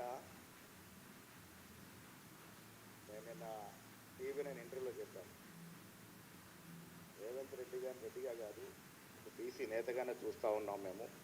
అలాంటి లక్షణాలు, అలాంటి ఆలోచన, ఆ విధానం ఆయనలో ఉంది కాబట్టి నేను వారిని అందుకే రేవంత్ గౌడ్ గారిని సంబోధిస్తూ ఉన్నాను. రేవంత్ గౌడ్ గారు అని చెప్పేసి నిన్న మాట్లాడండి మహేష్ కుమార్ గౌడ్. అందుకనే ఆ లక్షణాలు ఉన్నాయి, ఒక బీసీ బిడ్డ లక్షణాలు ఉన్నాయి కాబట్టి రేవంత్ గౌడ్ అని అంటున్నా అని చెప్పేసి అన్నాడు. యూరియా వచ్చింది సగమే, అరకొరగా సరఫరా చేస్తున్న కేంద్ర ప్రభుత్వం. ఇక ఖరీఫ్ సీజన్కు 9.80 లక్షల టన్నులు అవసరం. ఇప్పటి వరకు వచ్చింది 5.32 లక్షల టన్నులే. యూరియా సరఫరాలో కేంద్రం విఫలమైంది అని చెప్పేసి సిఎల్పి అంటుంది. ఇక 3 మెట్రిక్ టన్నుల విడుదల చేయండి. నడ్డాకు రాష్ట్ర కాంగ్రెస్ ఎంపీలు విజ్ఞప్తి. పార్లమెంట్ మకర ద్వారం వద్ద ఆందోళన చేసింది నిన్న. ఇక వర్షంలో సైతం యూరియా కోసం క్యూలో నిలబడి రైతుల నిరీక్షణ. పలు చోట్ల రాస్తారోకో చేపట్టిన అన్నదాతలు. ఇక టోకెన్లు జారీ చేసి యూరియా ఇవ్వండి అని చెప్పేసి తుమ్మల నాగేశ్వరరావు అంటుండు వ్యవసాయ శాఖ మంత్రి. భారత్ నుంచి అమెరికాకు పెరిగిన ఎగుమతులు 7 రేట్ల మేర వృద్ధి అంట. ట్రంప్ ప్రతీకార సుంకాల వల్లే వ్యాపారాన్ని పోగొట్టుకోకుండా ఉండేందుకు రాయితీలు కూడా ఇస్తున్న ఎగుమతిదారులు. అవసరమైతే ఉక్రెయిన్కు అమెరికా దళాలు. శ్వేత సౌధంలో జెలెన్స్కీతో భేటీలో ట్రంప్ హామీ ఇచ్చిందట. ఇక ముంబైలో రెడ్ అలర్ట్, భారీ వర్షాలతో అతలాకుతలమైంది, రవాణా సేవలకు అంతరాయం, వరదల్లో చిక్కుకున్న 200 మంది, రంగంలోకి ఎన్డీఆర్ఎఫ్, తర్వాత సైన్యం. నాందేడ్ వరదల్లో 3 జగిత్యాల మహిళలు గల్లంతైరట. పాపం దారుణం అసలు. వాళ్ళు పెళ్లికి పోయి వస్తున్నారట, పెళ్లికి పోయి వస్తే అందులో గల్లంతైపోయినారు. ఇది ఆంధ్రజ్యోతిలో ఉన్నటువంటి ప్రధాన కథనాలు. అయితే ఒకసారి శనార్థి తెలంగాణ చూద్దాం. వరద కాలువే వరప్రదాయని, ఈసారి పనికిరాని కాళేశ్వరం. శ్రీరామ్ సాగర్ అంటే ఇప్పుడు ఏ నీళ్ళు వచ్చినా కానీ కాళేశ్వరం నీళ్ళే అంటుండే. ఇప్పుడు మరి కాళేశ్వరం నీళ్ళు అని చెప్పమను. మొత్తం ఇప్పుడు అన్నీ తీసిపెట్టారు కదా, నీళ్ళు లేకుండా వేసారు కదా. మరి నీళ్ళు లేకుండా వేసినప్పుడు ఇక్కడ ఎక్కడికి వెళ్ళి వస్తున్నాయి నీళ్ళు అంటే కాళేశ్వరం ఏం కాదు అని చెప్పేసి ఇప్పుడు ఏది ఇందిరమ్మ కాలువనే వరప్రదాయని అని చెప్పేసి ప్రత్యేక కథనం వేసింది శనార్థి తెలంగాణ దినపత్రిక. శ్రీరామ్ సాగర్ నుంచి మిడ్మానేర్కు 18,500 క్యూసెక్కుల వరద నీరు, ఎల్లంపల్లి నుంచి మరో 3,000 క్యూసెక్కుల లిఫ్ట్, రేపు లేదా ఎల్లుండి అనంతసాగర్కు నీటి ఎత్తిపోతలు ప్రారంభం, అక్కడి నుంచి రంగనాయక సాగర్కు, తర్వాత మల్లన్న సాగర్, కొండపోచమ్మ రిజర్వాయర్లకు పంపింగ్ చేస్తారు. మరో 4-5 రోజుల్లో మిడ్ మానేర్ నుంచి లోయర్ మానేర్కు నీటి విడుదల, పగుళ్ళు పీటలతో ఈసారి ఎత్తిపోతలకు పనికిరాని మేడిగడ్డ, అన్నారం, సుందిల్లా అంటే కాళేశ్వరం. కాళేశ్వరం పనికి రాకున్నా కానీ నీళ్ళు వస్తున్నాయి అంటే దాని అర్థం ఏంటంటే కాళేశ్వరం పనిచేస్తలే అని అర్థం. 1,00,000 కోట్ల రూపాయలు పెట్టుబడి పెట్టి గోదావరి నదిపై కట్టిన ప్రాజెక్టులు గంగాపాలైతే శ్రీరామ్ సాగర్ నుంచి మిడ్మానేర్ వరకు తవ్వించిన ఇందిరమ్మ ఫ్లడ్ పో కెనాల్ మాత్రం ఇప్పుడు ఉత్తర తెలంగాణ జిల్లాల ఎత్తిపోతలకు వరప్రదాయనిగా మారింది. మేడిగడ్డ, అన్నారం, సుందిల్ల ప్రాజెక్టులపై 1,000 కోట్ల రూపాయలు ఖర్చు చేస్తే అవి పగుళ్ళు బీటలతో నీటిని ఎత్తిపోయేలేక బిక్కమొహాలు వేస్తే దివంగత ప్రధాని పివి ఆలోచన మేరకు 1991లో పునాది రాయి వేసుకొని 2010లో అత్యంత తక్కువ ఖర్చుతో పనులు పూర్తి చేసుకున్న శ్రీరామ్ సాగర్ మిడ్మానేర్ ఇందిరమ్మ వరద కాల్వ ఇప్పుడు లిఫ్ట్ ఇరిగేషన్కు కల్పతరువుగా మారింది. శ్రీరామ్ సాగర్ ప్రస్తుతం పూర్తిగా నిండింది. దీంతో ప్రాజెక్టు నుంచి మిడ్మానేర్ ఇందిరమ్మ ఫ్లడ్ పో కెనాల్కు అధికారులు వాటర్ విడుదల చేశారు. ప్రస్తుతం ఈ కాల్వ ద్వారా మిడ్మానేర్కు 18,500 క్యూసెక్ల నీరు వస్తుందంట. కాబట్టి ఇదంతా కూడా ఏది కాళేశ్వరమే అని చెప్పేసి అంటే కాళేశ్వరం కాదు ఇందిరమ్మ కాలువ అని చెప్పేసి ఒక కథనం వేసింది శనార్థి తెలంగాణ దినపత్రిక. ఇక సిఈసిపై అభిశంసన తీర్మానం, ఇండియా కూటమి సంచలన నిర్ణయం తీసుకుంది. అన్ని ప్రజాస్వామ్య సాధనాలను ఉపయోగిస్తామన్న కాంగ్రెస్ ఎంపీ, అభిశంసన తీర్మానాన్ని అయినా తీసుకొస్తామని సయ్యద్ నజీర్ వ్యాఖ్యలు. పార్లమెంట్లో 3/2 మెజార్టీతోనే సిఈసి తొలగింపు సాధ్యమవుతుంది. పార్లమెంట్లో ఉన్నటువంటి సభ్యుల్లో 3/2 మంది దీనికి ఆమోదం చెప్తేనే ఆయన తొలగించేటువంటి అవకాశం ఉంటుంది. ప్రతిపక్ష ఇండియా కూటమికి లేని అంత బలం లేకున్నా కానీ ఏంటంటే ఈ విషయాన్ని మొత్తం పబ్లిక్లో చర్చ జరగాలని చేస్తున్నట్టుంది ఇది అంటే ఇండియా కూటమి. సబిత మేడకు ఓబులాపురం మైనింగ్ గుచ్చు. ఇక మాజీ మంత్రికి రాష్ట్ర హైకోర్టు నోటీసులు ఇచ్చింది. నాంపల్లి కోర్టు తీర్పును హైకోర్టులో సవాల్ చేసిన సిబిఐ కౌంటర్ దాఖలు చేయాలని సబితకు ఉన్నత న్యాయస్థానం ఆదేశాలు జారీ చేసింది. గతంలో అదే కేసులో సబితకు నాంపల్లి కోర్టు ఊరటిచ్చింది. అయితే ఊరటిచ్చిన తర్వాత ఏం చేశారంటే సిబిఐ వాళ్ళు వెళ్ళి సబితా ఇంద్రారెడ్డి ఇంకా అందులో ఉన్నది, ఇంకా మేము విచారణలో మాకు చాలా ఆధారాలు ఉన్నాయని చెప్తున్నట. దాంతో మళ్ళీ పిలుస్తూ ఉన్నారు ఆమెని, మాజీ మంత్రిని. ఓట్ల చోరీకి కొత్త ఆయుధం, బీజేపీ ఈసీ కుమ్మక్కై పేదలను శిక్షిస్తుండ్రు. ఇక లోక్సభ ఎన్నికల్లో ఓటేసిన వారి పేర్లు ప్రస్తుత జాబితాలో లేవు. ఒక వ్యక్తి ఒక ఓటు అనే హక్కును కాపాడుతాం. రెండో ఓటు అధికార యాత్రలో రాహుల్ గాంధీ మాట్లాడాడు. మొత్తం మీద ఇట్లా ఓట్ల చోరీకి సంబంధించి అడిగితే ఇప్పుడు ఈసీ ఏమన్నదంటే ఇది అక్కడ సీసీ ఫుటేజ్ ఇవ్వండి, తర్వాత ఓరవలో ఓట్లేసిండ్రు, ఏం కథ సీసీ ఫుటేజ్ ఇవ్వారంటే ఆడవాళ్లకు సంబంధించినటువంటి వీడియోలు బయటకు తీయకూడదు, ఇవ్వకూడదు, అందుకనే మేము ఇస్తలేమని చెప్పింది. అయితే ఇక్కడ ప్రకాష్ రాజ్ ఏమంటుండంటే అదేమన్నా డ్రెస్సింగ్ రూమా, ఒకవేళ డ్రెస్సింగ్ రూమా, ఒకవేళ ఆ విజువల్స్ ఇవ్వకపోవడానికి ఓట్లేసినటువంటి మహిళల విజువల్స్ ఇస్తే తప్పేమున్నది, ఓట్లేసింది తప్పేం కాదు కదా, అది రాజ్యాంగబద్ధంగా వాళ్ళు వేస్తున్నారు కదా, అది హక్కును వాళ్ళు వినియోగించుకుంటున్నారు కదా అని చెప్పేసి అక్కడ ప్రకాష్ రాజ్ అంటారు. మొత్తం మీద ఈసీ మొత్తం ఎందుకు మరి ఫుటేజ్ ఇస్తలేదు, తర్వాత ఈ వివరాలు బయట పెడతలేదు, మరి సుప్రీంకోర్టు చెప్పిన తర్వాత ఏం చేస్తో చూడాలి. ఇక కూకట్పల్లిలో దారుణం, 12 ఏళ్ల బాలిక దారుణ హత్య, మర్డర్ తర్వాత దుండగుల పరారని చెప్పేసి ఒక వార్త కనిపిస్తూ ఉంది. ఇక వానదడ, రాష్ట్రం ముసురుమయం, ఉప్పొంగి ప్రవహిస్తున్న నదులు, వాగులు, వంకలు, ప్రమాద స్థాయిలో జంపన్న వాగంట, జల దిగ్బంధంలో కొండాయి మల్యాల, మా ఊరి పేరు కూడా మల్యాలనే. ఇక గోవిందరాజు కాలనీ ఐలాపూర్ గ్రామాల ప్రజలు నిత్యావసరాల కోసం పబ్లిక్ అవస్థలు. శ్రీరామ్ సాగర్ 38 వరద గేట్లు ఎత్తివేత. మరో 3 రోజులు అత్యంత భారీ వర్షాలు ఉంటాయంట. హైదరాబాద్ వాతావరణ శాఖ అలర్ట్ జారీ చేసింది. అప్రమత్తంగా ఉండాలని ప్రజలకు హెచ్చరికలు జారీ చేసింది. కులగణన బేషుగ్గా నిర్వహించాం, ఎక్కడా ఒక్క తప్పు చేయలే. ఇట్లా అనకండి, ఇట్లా అంటేనే బాగుండదు, మంచిది కాదు అది. మాపై అనవసరమైన విమర్శలు చేస్తున్నారు, కావాలంటే ఆధారాలు ఇస్తాం. 42% కట్టుబడి ఉన్నాం. ఇగో ఇది కట్టుబడి అండి, మంచిగా మీకు పేరు వస్తుంది. బీసీ బిల్లుపై మోడీకి చిత్తశుద్ధి లేదు.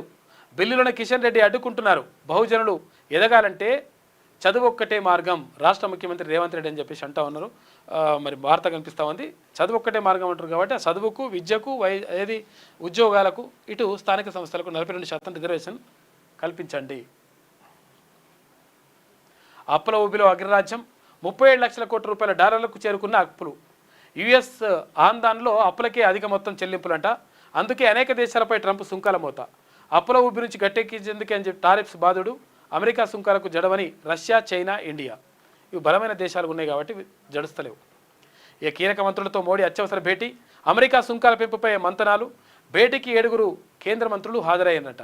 ఇక ఈ నెల 27 నుంచి అమల్లోకి రానున్న 50% అమెరికా టారిఫ్స్. కృష్ణాష్టమి వేడుకల్లో విషాదం జరిగింది. విద్యుత్ షాక్తో 6 మృతి. రామతపూర్ గోల్నాకలో అది గోఖలే నగర్లో ఘటన జరిగింది. రథం బండి విద్యుత్ తీగలు జరిగినాయంట. పాపం చనిపోయారు పాపం. ఇదొక చెత్త సర్కార్. మురుగునీరు, చెత్త కుప్పలతో పట్టణాలు కంపుకొడుతున్నాయి. దవాఖానాలు రోగాలతో కిటకిటలాడుతున్నాయి. ప్రజలు అలమటిస్తుంటే పాలకులు ఆర్ఆర్ ట్యాక్స్ వసూళ్లతో బిజీ అని చెప్పేసి BRS working president K T Rama Rao అంటున్నాడు. వీళ్ళు ఏదో మంచిగా చేసినట్టు చెప్తారు. ఆయన కాలంలో అద్భుతం చేసినట్టు. ఇక తెలంగాణ తొలి బహుజన చక్రవర్తి సర్దార్ సర్వాయి పాపన్న గౌడ్ భువనగిరిలో ఘనంగా 375వ జయంతి వేడుకలు. హక్కుల కోసం, ప్రజాస్వామ్యం కోసం ప్రాణత్యాగం చేశారని కొనియాడిన తీన్మాన్ మల్లన్న. గోల్కొండ కోటను ఏలిన తొలి తెలంగాణ బహుజన చక్రవర్తి సర్దార్ సర్వాయి పాపన్న గౌడ్ 375వ జయంతి వేడుకలను నిన్న యాదాద్రి భువనగిరి జిల్లా కేంద్రంలో ఘనంగా నిర్వహించారు. ఈ సందర్భంగా భువనగిరి కిల్లా వద్దనున్న సర్వాయి పాపన్న గౌడ్ విగ్రహానికి ఎమ్మెల్సీ తీన్మార్ మల్లన్న పూలమాల వేసి ఘనంగా నివాళులర్పించారు. అనంతరం నిర్వహించిన సభలో ఎమ్మెల్సీ తీన్మార్ మల్లన్న మాట్లాడారు. సమాజ హక్కుల కోసం, ప్రజాస్వామ్య పరిరక్షణ కోసం తన ప్రాణాలను సైతం త్యాగం చేసిన మహనీయుడు సర్దార్ సర్వాయి పాపన్న గౌడ్ తెలంగాణ చరిత్రలో చిరస్మరణీయుడని ఆయన అన్నారు. పాపన్న చేసిన పోరాటం ప్రతి తరానికి స్ఫూర్తిదాయకమని పేర్కొన్నారు. సర్దార్ సర్వాయి పాపన్న గౌడ్ను తెలంగాణ శివాజీగా పిలుచుకుంటారు. ఆయన మొఘల్ చక్రవర్తి ఔరంగజేబుకు వ్యతిరేకంగా విరోచితంగా పోరాడి తనకంటూ స్వతంత్ర రాజ్యాన్ని ఏర్పరచుకున్నారు. ఈ కార్యక్రమంలో Telangana political JAC coordination committee chairman Sudagani Harishankar Goud, మాజీ పిసిసి అధ్యక్షుడు వి హనుమంతరావు, స్థానిక ఎమ్మెల్యే కుంభం అనిల్ కుమార్ రెడ్డి, సీనియర్ పాత్రికేయులు పాశం యాదగిరి, ఇక ఓబీసీ జాతీయ నాయకులు కత్తి వెంకటస్వామి గౌడ్, పాపన్న సేన అధ్యక్షుడు పంజాల జైహింద్ గౌడ్, స్థానిక ప్రతినిధులు, వివిధ సంఘాల ప్రతినిధులు, ప్రజలు పెద్ద ఎత్తున నిన్న పాల్గొన్నారు కార్యక్రమంలో. ఇక వాన దడ అని చెప్పేసి మొత్తం వాగులు వంకలు పొంగిపొర్లుతూ ఉన్నాయి. దారుణంగా ఉంది పరిస్థితి. సర్వాయి పాపన్న గౌడ్ ఆశయాలను సాధిద్దామని చెప్పేసి ఒక ప్రత్యేక వ్యాసం రాసిండ్రు రాచకొండ రమేష్. బహుజన చక్రవర్తి సర్దార్ సర్వాయి పాపన్న గౌడ్ పూర్వపు వరంగల్ జిల్లా, ప్రస్తుత జనగామ జిల్లా రఘునాథపల్లి మండలం కిలాషాపూర్ గ్రామంలో జన్మించాడు. తండ్రి పేరు నాసగోని ధర్మన్న గౌడ్. చుట్టుపక్కల గ్రామాల ప్రజలు గౌరవంతో ధర్మన్న దొర అనేవారు. తండ్రి చిన్నతనంలోనే చనిపోయాడు. సర్వమ్మ అతడి తల్లి. అందరూ ఆయన్ని పాపన్న గౌడ్ అని, పాపన్న దొర అని పిలిచేవారు. పాపన్న ఎల్లమ్మకు పరమభక్తుడు. తల్లి కోరిక మేరకు గౌడ వృత్తిని స్వీకరించాడు. తాను చేసిన పోరాటాలకు గాను ప్రజలు ఆయన్ని తెలంగాణ ఛత్రపతి శివాజీగా పిలిచేవారు. ధూళిమిట్ట వీరగల్లు ప్రకారం ఆగస్టు 18, 1650 నాడు సర్దార్ సర్వాయి పాపన్న వరంగల్ జిల్లాలో జన్మించిండు అని చెప్పేసి ఒక ప్రత్యేక వ్యాసం రాసిండు రాచకొండ రమేష్.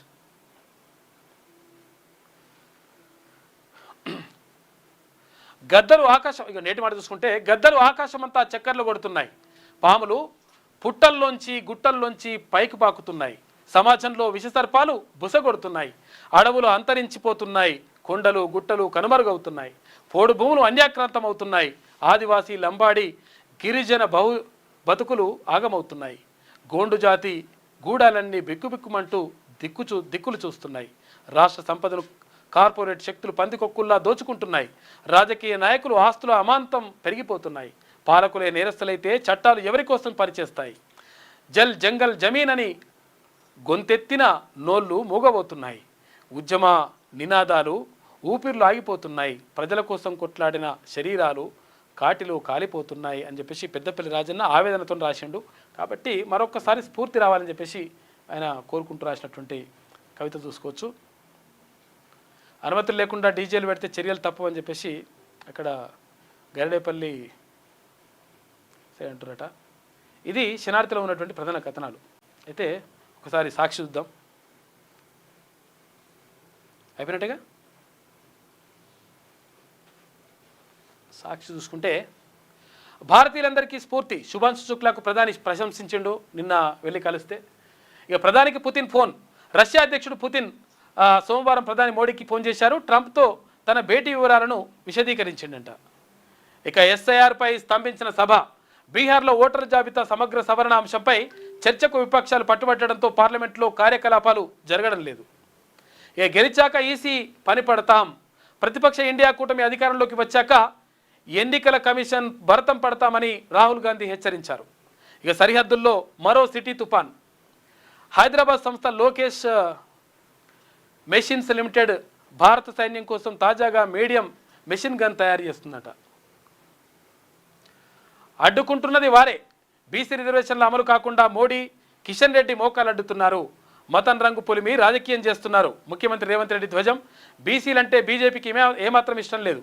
రాష్ట్ర ప్రభుత్వం పంపిన బిల్లులపై కేంద్రం స్పందించడం లేదు. నాడు కేసీఆర్ చేసిన చట్టం బీసీలకు ఆటంకంగా మారింది. సర్దార్ సర్వాయి పాపన్న విగ్రహానికి సీఎం శంకుస్థాపన చేసిండు నిన్న. ఇక ఈవీఎంలు రద్దు చేస్తా, బ్యాలెట్టే బెస్ట్. అమెరికా అధ్యక్షుడు ట్రంప్ సంచలన ప్రకటన చేసిండు. 2026 మధ్యంతర ఎన్నికల్లోపే ఆ విధానాలకు స్వస్తి పలుకుతా. ఈ మేరకు కార్యనిర్వాహక ఉత్తర్వులపై సంతకం చేస్తా. బ్యాలెట్ పేపరే అత్యంత అనువైనది, భద్రమైనది, వాటితో ఎలాంటి అనుమానాలకు తావుండదని చెప్పేసి ట్రంప్ అంటున్నట్టు. అమెరికాలో అంత టెక్నాలజీ ఉంటే వాళ్ళు బ్యాలెట్ పేపర్ చేద్దామని అనుకుంటున్నారు. ఇక త్రైపాక్షిక చర్చలే తరువాయి. పుతిన్ జెలెన్స్కీతో కలిసి రష్యా ఉక్రెయిన్ యుద్ధాన్ని సమాప్తం చేస్తామని చెప్పేసి ఇక్కడ అమెరికా అధ్యక్షుడు అంటున్నాడు. 21న సీఎం చేతుల మీదుగా ఇందిరమ్మ ఇళ్ల ప్రారంభం అని చెప్పేసి ఒక వార్త. ఇక కీలక కమిషనరేట్లో ఖతర్నాక్ కాకి అంట. యూరియా కోసం ధర్నాలు రాస్తారోకోలు జరుగుతూ ఉన్నాయి. ఇక కుండపోత వాన. సిద్దిపేట జిల్లా గౌరారంలో 23.6 సెంటీమీటర్లు వర్షపాతం కురిసింది. పలు జిల్లాల్లో పొంగి పొర్లుతున్న వాగులు వంకలు, ఇళ్లలోకి వరద నీరు వస్తూ ఉంది. జాతీయ రహదారులపైన వరద రాకపోకలకు అంతరాయం కలుగుతుంది. ఇక జలదిగ్బంధంలో గ్రామాలు, చెరువుల్ని తలపిస్తున్న పొలాలు. మహారాష్ట్రలో గల్లంతైన జగిత్యాల మహిళలట పాపం. ఆదిలాబాద్ జిల్లా బోరజ్ మండలం ఉధృతంగా ప్రవహిస్తున్న తర్నంవాగు. గలగల గోదావరి, బిరబిరా కృష్ణమ్మ. ఇక కృష్ణాలో ఆల్మట్టి నుంచి ప్రకాశం బ్యారేజ్ వరకు ప్రాజెక్టులన్నీ గేట్లు ఎత్తివేత. గోదావరిలోని సింగూరు నుంచి ధవళేశ్వరం వరకు ప్రాజెక్టులన్నీ గేట్లు బార్లా తీసిరట. సోమవారం తెచ్చుకున్న నిజాం సాగర్ ఎస్ఆర్ఎస్పి గేట్లు. గంటల పాటు ట్రాఫిక్లో ఇరుక్కున్న టోల్ చెల్లించాలా? గంటలు ఆడ నిలబడితే 50 బండ్లు 100 బండ్లు 100 వెహికల్స్ ముందర ఉంటాయి. ఇక టోల్ చెల్లించేదాకా పోవద్దని అంటారు. దాంతో గంటలు ఎట్లా పోతారు, ఏం కథ అని టోల్ ఫ్రీ ఎట్లా వసూలు చేస్తారని చెప్పేసి అడుగుతుందంట సుప్రీంకోర్టు.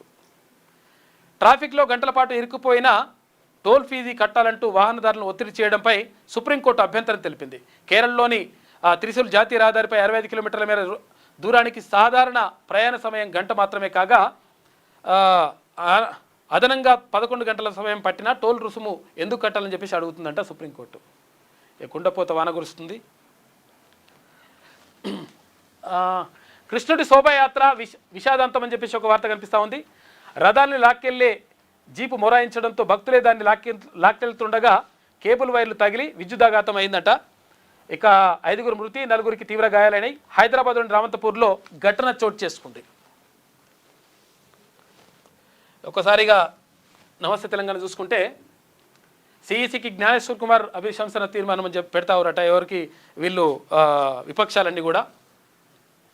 ఈ నగరానికి ఏమైంది? అటు పాలన గాలికి, ఇటు క్రైమ్ పైకి, పత్తాలేని పోలీస్, జాడలేని జిహెచ్ఎంసీ అని చెప్పేసి ఒక ప్రత్యేక కథన వేసింది ఈమె. వేసుకొస్తుంది ఇట్లా. నిద్రావస్థలో నిఘా వ్యవస్థ, రక్షణ లేక ప్రజల అవస్థ, దోపిడీలు, దొంగతనాలు, హత్యలు, కాల్పులు మోతలు, ఇండ్లలోకి చొరబడి వృద్ధులు, పిల్లలపై దాడులు, అఘాయిత్యాలు, పెరిగిన ప్రమాదాలు, విద్యుదగాదాలు, నేరాలు, ఘోరాలు, భాగ్యనగరంలో భయంగా బతుకుతున్న ప్రజలు. చినుకుబడితే నగరం నరకం అని చెప్పేసి రహదారులన్నీ గుంతలమయం, అడుగడుగున ట్రాఫిక్ విలయం, వీధిన చెత్త, దుర్గంధం అని చెప్పేసి ఒక వార్త వేసుకొచ్చింది ఈమె. మొత్తం ఉన్న బాధలన్నీ ఈమెనే ఎల్లగక్కుతూ ఉంది. కరెంటు షాక్తో 5 మృతి, వేలాడుతున్న విద్యుత్ తీగలు తగిలి ప్రమాదం జరిగిందట పాపం. మహానగరం మురుగు కూపం అని చెప్పేసి ఇట్లా వేసుకొస్తుంది ఆమె. ఇక కాంట్రాక్టర్ల దండయాత్ర, సచివాలయంలో మరోసారి మెరుపు ధర్నా చేసిండ్రు. డిప్యూటీ సీఎం ఛాంబర్ ఎదుట బైఠాయింపు. నిజంగా కూడా కాంట్రాక్టర్లకు బిల్లులు ఇయ్యంది ఎవరు అంటే కేసీఆర్ ప్రభుత్వమే, గతంలో ఉన్న ప్రభుత్వమే. తర్వాత పెండింగ్ బిల్లులు అని చెప్పేసి ఇప్పుడు ఇవ్వాలని చెప్పేసి వాళ్ళు పాపము బాధపడతా ఉన్నారు. నిజంగా కూడా కాంట్రాక్టర్లు చిన్న కాంట్రాక్టర్లే కదా, వాళ్ళ బిల్లులు ఇవ్వాల్సిన బాధ్యత ప్రభుత్వం పైన ఉన్నది, ఇవ్వండి కొంచెం. డిప్యూటీ సీఎం ఛాంబర్ ఎదుట బైఠాయింపు, పోలీసులు అడ్డగించిన 100 మంది నినాదాలు. బిల్లులు ఇస్తారా, బడులకు తాళం వేయాలా అని చెప్పేసి అడుగుతురట. రేవంత్ సర్కార్కు చిరు కాంట్రాక్టర్ల హెచ్చరిక, ఇంకెంతకాలం తిరగాలంటూ అధికారులపై ఫైర్. కమిషన్ సర్కారు నడుపుతున్న కాంగ్రెస్, రేవంత్ అవినీతి పాలనకి ఇదే నిదర్శనం అని చెప్పేసి కేటీఆర్ అంటున్నాడు. కేటీఆర్ ఉన్నప్పుడే పెట్టరు ఈ బిల్లులన్నీ. సచివాలయంలో మరోసారి మెరుపు జరిగిన. ఇక మాట తప్పిన సర్కార్పై టీచర్ల పోరుబాట అని చెప్పేసి వాళ్ళ లేపుకొస్తా ఉంది అందరినీ. గురుకులానికి అస్వస్థత, సింగూరులో మంచం పట్టిన 60 మంది విద్యార్థులట. దగ్గు, జలుబు, టైఫాయిడ్ జ్వరాలతో అస్వస్థత, అరకొర వైద్యాన్ని అందిస్తున్న అధికారులు. ఏపీకి యూరియా, మనకేదయా అని చెప్పేసి అడుగుతా ఉన్నారు. కేసీఆర్ని ముందు చూపు అంట, కాంగ్రెస్ది ఎదురు చూపు. ఇట్లా మొత్తం మీద ప్రాసతోటి రాసుకొస్తుంది ఈమె. 24 గంటల్లో భారీ వర్షాలు, తీరం దాటనున్న వాయుగుండం, 4 జిల్లాలకు రెడ్ అలర్ట్ జారీ చేసిండట. బీఆర్ఎస్ హెచ్చరిక దిగొచ్చిన సర్కార్. కాళేశ్వరం జలాలు పరుగులు, రంగనాయక్ సాగర్లోకి 3300 క్యూసెక్లు పంపింగ్ అంట. బీఆర్ఎస్ నాయకుల పూజలు, బీఆర్ఎస్కు లేఖ రాసిన హరీష్కు రైతులు కృతజ్ఞతలు చెప్పినట్టుగా ఇట్లా వేసుకొస్తానట్టు ఈమె. ఆమె వేస్తే మంచిది, ఇతరులు వేస్తే చెడ్డదన్నట్టుగా. ముచ్చటగా 3 సార్లు తప్పిన గండం, ముఖ్య నేతపై వేలాడుతున్న అధిష్టానం కత్తి. తీవ్ర ఆగ్రహంతో ఊగిపోతున్న కాంగ్రెస్ పెద్దలు. తెలంగాణ, ఏపీలో ఎన్డీఏకు సహకారంపై గుర్రు. ఎంత చేసినా మన పార్టీ కాదన్న నిర్వేదనలో నేత. అందుకే అధిష్టానం సూచనలు, ఆదేశాలు బేఖాతర్, సిఫార్సులు పక్కన పెట్టి సొంత నిర్ణయాలు అమలు అని చెప్పేసి ఈమె బాధ అంతా కక్కుతా ఉంది, వెళ్ళగక్కుతుంది. ఈ ఉద్యోగం శ్రీనిధిలో 450 మంది రాజీనామా చేసిరట. ఈ ఉద్యోగం మాకొద్దని బాబోయ్ అని చెప్పేసి అంటున్నారంట. శ్రీనిధిలా గతంలో ఎవరు పెట్టిరంటే విద్యాసాగర్ రెడ్డి అనేటువంటి వ్యక్తిని తీసుకొచ్చి పెట్టింది అప్పుడు కేసీఆర్ సర్కారే, బీఆర్ఎస్ ప్రభుత్వమే తీసుకొచ్చి పెడితే వీళ్ళు కంటిన్యూ చేస్తూ ఉన్నారు. ఇప్పుడు వాళ్ళు పాపం ఉద్యోగులేమో అరిగోస పడతా ఉంటే ఇప్పుడున్నటువంటి ప్రభుత్వం కూడా కంటిన్యూ చేస్తూ ఉంది ఆయనని. దీంతో ఆగమాగం అవుతుంది కథ అంతా. ఇందులో బీసీ, ఎస్సీ, ఎస్టీలే అధికం. వేధింపులు, కఠిన నిబంధనలే కారణం. పని ఒత్తిడితో తగ్గిన రుణ రికవరీలు పట్టించుకొని రేవంత్ రెడ్డి సర్కార్ అని చెప్పేసి ఒక వార్త కనిపిస్తూ ఉంది. ఈ ఆరోపణలు వస్తున్నాయి. మరి ఆయన తీసేస్తారా, ఉంచుతారా? ముసలాయన మొత్తం మీద పండు ముసలోడు, మనం నడుచుకుంటూ కూడా పోలేని పరిస్థితి ఉన్నాడు. ఆయన తీసుకొచ్చి శ్రీనిధికి పెట్టేసింది. ఆయనకు హెడ్ ఆయన రిటైర్ అయిపోయాడు. రిటైర్ అయిపోయిన తర్వాత కూడా ఆయనకు మళ్ళీ జీతం ఇచ్చి డబుల్ జీతం ఇచ్చుకుంటా తీసుకొచ్చి పెట్టింది ప్రభుత్వం.